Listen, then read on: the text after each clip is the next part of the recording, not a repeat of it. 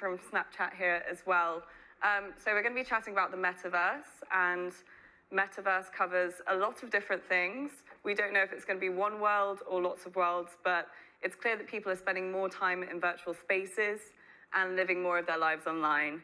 And technologies are coming out, becoming more sophisticated, that fall under this umbrella. So we're talking about blockchain technologies, crypto, NFTs, but also things like augmented reality and virtual reality. So there's lots to touch on here, and I know there's already been some discussion of the Metaverse today, so I think it's best that we just crack on. But just a reminder, if you want to submit any questions virtually, you can do so, and I will be opening up to the audience afterwards. So I'll just start by introducing our panel. So we have Ed Orbin, who's the head of European luxury goods at Morgan Stanley, Charlie Cohen, who's the founder of Restless, Joffrey Perez, who's the head of global luxury at Snapchat, and Owen Whelan, who's chief financial officer at the Fabricant. So if we just start with you, Ed, if you can just give us a bit of a picture of the market and why luxury brands would even want to get involved in the Metaverse. Yeah, hi, thank you, Cristina. Hi everyone. So there are plenty of practical application, and we're going to talk about it during this panel about at some point. And Charlie, what would you say, I guess, about sort of Gen Z, and you were mentioning the sort of communities can be a bit more anti-establishment. How much do they have that luxury brand recognition, and what can brands do to stay relevant? I think there's definitely, I think coming into it, wallets, what's going to accelerate that adoption. I do think there's a bit of a race for getting people on wallets. I think marketing is going to be focused at them, so I'd love to hear more about that. I think one key missing piece right now is a $10,000 purchase because of the way they're thinking about that currency. That's a really good point. And there's so much more to discuss here. We've managed to cover quite a bit, but thank you so much to all of our panelists.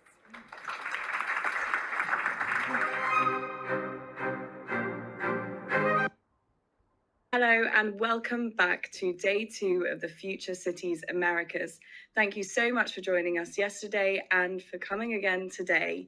I'm Cristina Criddle. I'm a technology reporter at the FT, and I just wanted to thank all of our speakers who have contributed so far, and we're really looking forward to hearing from more of our speakers today, and hopefully it will be a very lively debate on what the future of our cities should look like.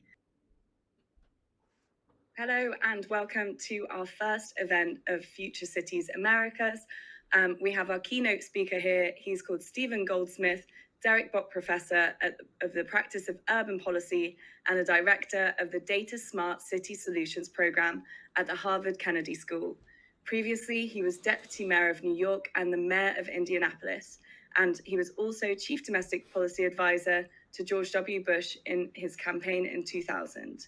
Thank you and welcome, Stephen. I just want to highlight your work at Data Smart City Solutions, which is a project that highlights how local governments can use technology and data analytics to build that into the infrastructure. And that's what we're looking at today, how to use intelligent infrastructure. So can you please explain to us what is meant by intelligent civil infrastructure? Sure, thanks, and nice to be with you today on this important subject. Let me just start first by kind of emphasizing your introduction about the importance of the moment, particularly in U.S. cities, but also around the world, as a massive amount of infrastructure money is about to. This is the chance and time to change. All lots of positives. And we have one final question from our audience, if you're happy to answer it, Stephen. Do you think cities are prepared to make the most of the federal funding? Are cities doing enough to plan for the use of infrastructure bill funding? This is a no, but it's not because the cities are doing anything wrong. You know, the procurement process in cities is pretty complex and a little difficult anyway. This is a massive amount of money and critical role. 10-year story. Thank you so much, Professor Stephen Goldsmith. I think that was a really interesting discussion, and it's definitely an area that we'll have to watch very closely to see if all these innovations can actually be implemented. So thank you for joining us. Thank you to the audience for listening in. And we will be back shortly with a panel on how can public transit reinvent its business model and the needs of the modern citizen.